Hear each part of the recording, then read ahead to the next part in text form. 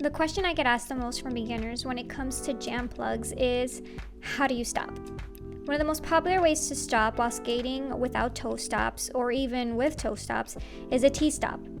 Essentially, you make a T shape with the back foot being horizontal and directly behind your lead foot. For the skate in the back, you can drag your 2 front wheels, which is what I do, or drag the 2 outer wheels, or drag the inner wheels. Another way of stopping is the plow stop. With your legs open wide, use your inner thigh muscles to bring your feet together and stop. Another way I stop is this transition move into almost a back plow. I find that the transition slows me down enough to be able to stop, so I do this when I'm going too fast. It reminds me almost of a turnaround toe stop, but without jumping on the non-existing toe stops.